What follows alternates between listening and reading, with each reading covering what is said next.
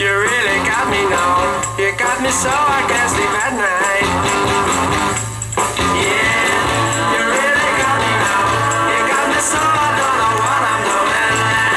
Oh yeah, you really got me now. You got me so I can't sleep at night. You really got me. You really got me. You really got me.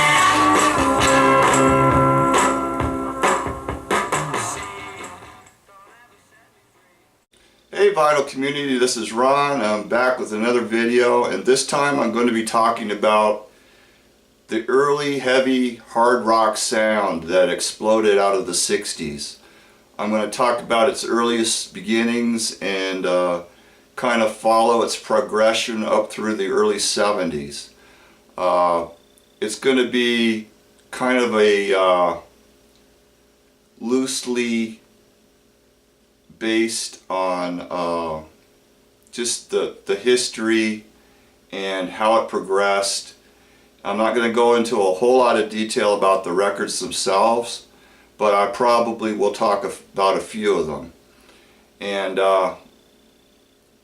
it really, I mean, you heard the beginnings of it. I mean, right there at the beginning of my video. I mean, You Really Got Me by the Kinks. I mean, my God, that song was just such a groundbreaker. That song came out in 1964. I mean, the Beatles were singing about She Loves You and I Want to Hold Your Hand, and the Kinks just took it to a whole different level. Those power chords, that hard driving guitar by Dave Davies, just incredible. And it is said that those heavy power chords by Davies are the first heavy metal guitar riffs, and I believe it. I mean, you just listen to it, and it's just the seeds of metal. Those power riffs are incredible, and that song also, it planted the seeds of the whole garage punk movement. You know, I mean, that song was just, I mean, it's incredible, really, if you really think about it and you study what came out of that song. It's just, it blows my mind. But yeah, what an incredible song, You Really Got Me by the Kinks. And I was lucky enough to see the Kinks 3 times, and I saw them in 1981, 1982, and 1983. And I was up close for the 81 and 82 shows. I was right in front of the stage, so yeah, it was great. So the Kinks.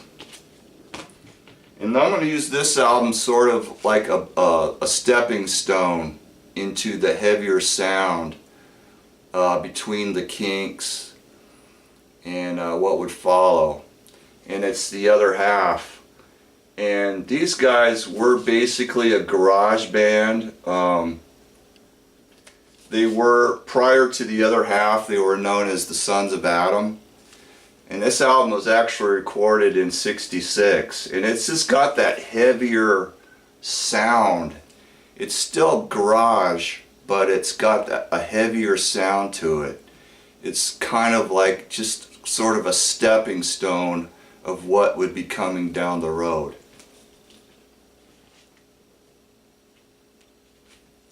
Right here, man, the Jimi Hendrix Experience. These guys kicked the door down and kicked ass. Mid '67, Monterey Pop Festival, Jimi Hendrix's official debut. Yeah, what can you say, man? Jimmy was the man. A lot of bands would start following suit. That heavy sound. West Coast was a huge movement going on. Iron Butterfly, 1968. 68 was the year where everything exploded as far as heavy rock. Blue Cheer, the roots of metal right here. In late '67, early 68 when this album was released, these guys were the heaviest band on the planet. Just an incredible band.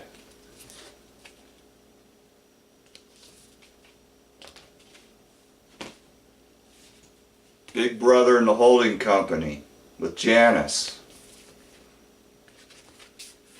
Another band that took that heavy sound and used it to their best advantage. Another West Coast band, Quicksilver Messenger Service. Earlier they were a garage band called the Brogues. Incredible guitar by Jim Cipollina.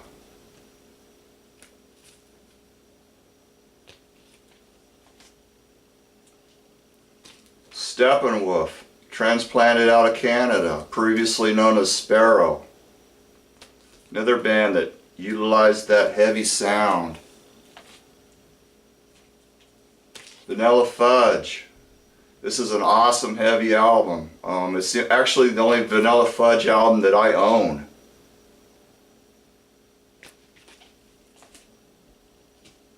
The first Bob Seger system. If you've never heard this, you need to check it out. It's nothing like his later stuff. He started out in basically a garage band, Bob Seger and the Last Herd in Detroit. And this is more heavier acid rock with lots of fuzz. Just an awesome album, 1968. It's got Ramblin' Gamblin' Man, which was a hit, but it really sounds out of place when you compare it to what else is on this album. Maximilian, kind of a heavier garage sounding Love, a lot tougher. Their only album on ABC.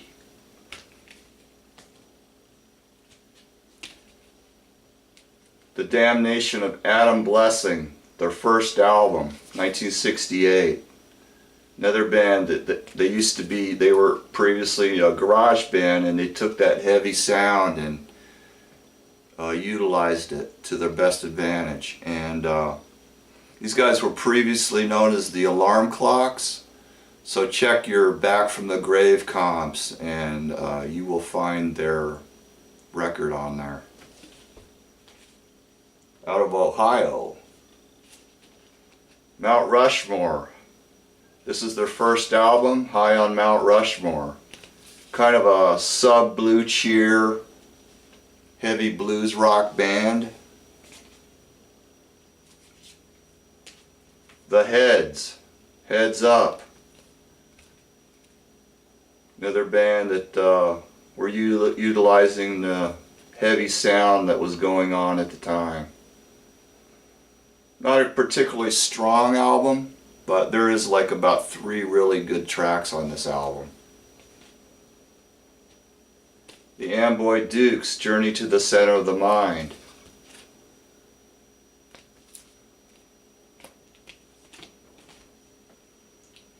Another Detroit band, the MC5, the Motor City 5, Kick Out the Jams. This is their first album with the uncensored liner notes. And pretty graphic liner notes, and they were subsequently re-edited or removed. And this has got the Kick Out the Jams MF introduction by John Sinclair that was later removed due to graphic content. Just a killer album. To me, that is the most radical, over-the-top album of the 60s. Just unbelievable album. The Stooges, first album. Original copy on Red Electra. Another awesome album.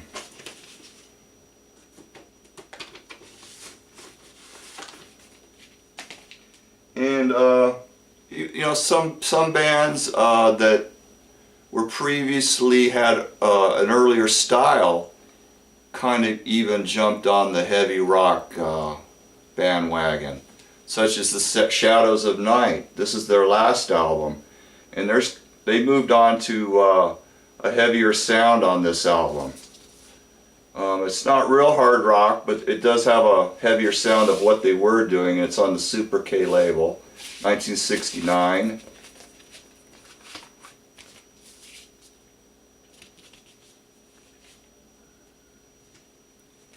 Alice Cooper, their first album.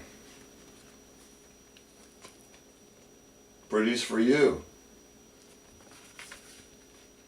This is the original copy on the yellow straight label.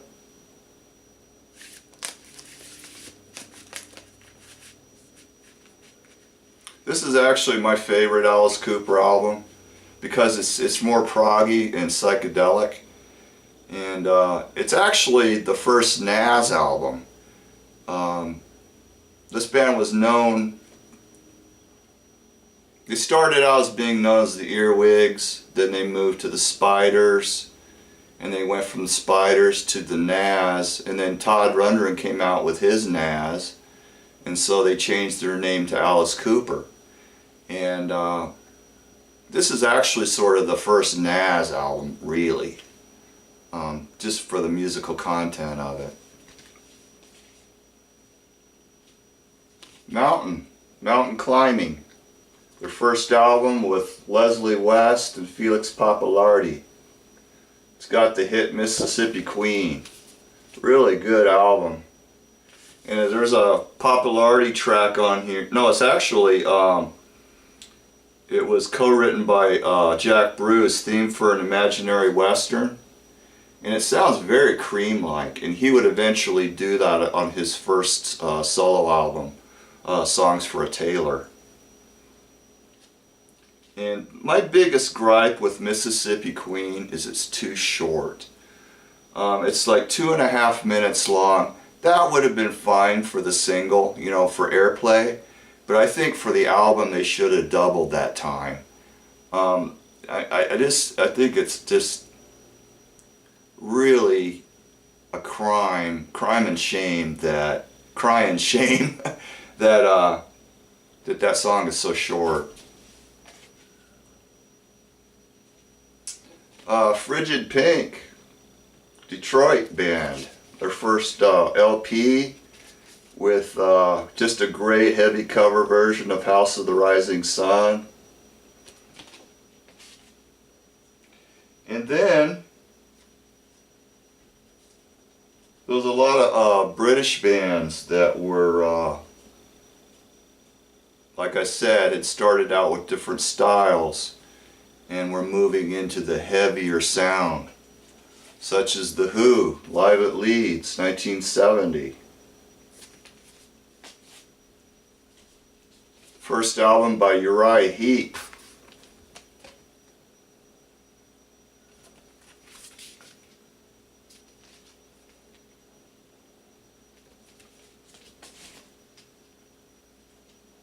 Heavy prog rock started coming into the scene. Hawkwind, their second album.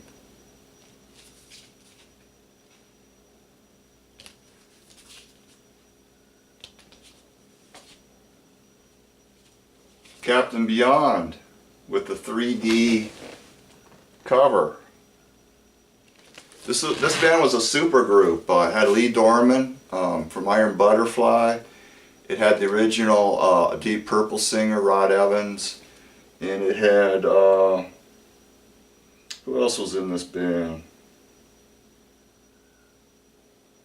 Rhino, who was I think he was in oh man, was it Rhinoceros? Something like that. Yeah, they were basically a super group. Says dedicated to the memory of Dwayne Allman on the back. And yeah, pretty awesome album. Kind of a heavier prog rock album. Gun, awesome. This is their second album. They only had 2 albums. They were a UK band, and their first album's a little more psychedelic, and this one's a more hard rock. Just awesome band. And then another band that started moving into that heavier sound than what they started out with was Cream, with their sort of mixture of psych and blues rock and heavy guitar rock.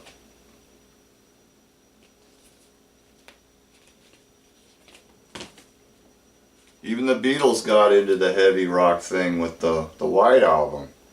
And I'll show you my number. It's pretty early number. I mean, that's not real low, but it's kind of low for as far as White Albums go. And the Pretty Things, Parachute. This was voted Rolling Stone's Album of the Year.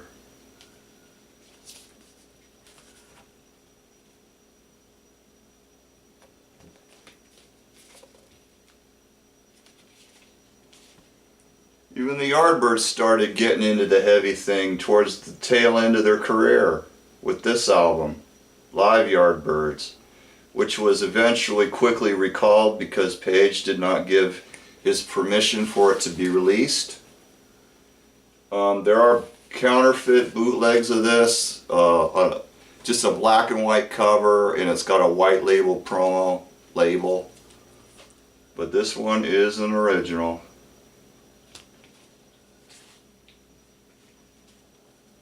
Deep Purple, and this is their third album. It's they're probably their most psychedelic one, but it's got that heavier sound to it.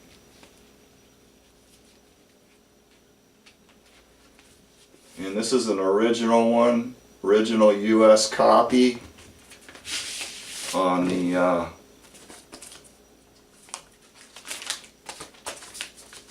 Tetragrammaton label.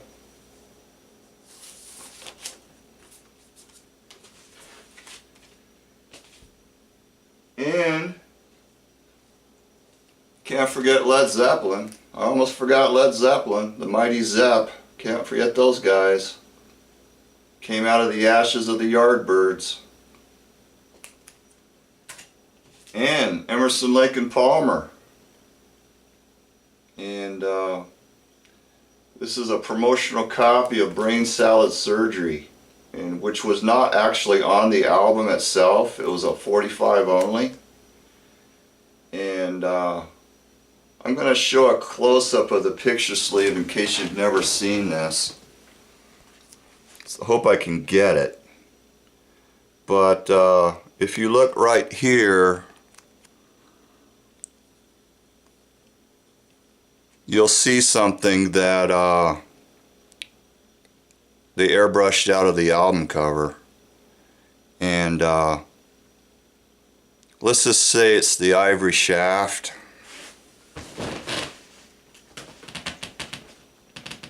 And to come for a full circle, the Kinks. Even the Kinks started getting into the heavier sound with this album. Power Man, Lola Versus, and Money Ground. This was the very first Kinks album that I ever had, and I had it about 1976. And yeah, this is an original UK copy on the Blue Pie label. This is an awesome album. I just love this album. It's probably amongst my favorite for their later stuff. It's just really near and dear to me, you know, not only because it was my very first Kinks album, you know, when I was a kid, but just the music on it, it's just, I think it's just awesome. Alright, that pretty much does it, man. I hope you enjoyed that showing and a little brief history of the heavy hard rock sound that came out of the 60s. And this will probably be my last video for a while. And I'll probably be back. I'll probably be back in about a week or so. You know, maybe 10 days or something. Whatever. So until then, take care, guys. Have a good one.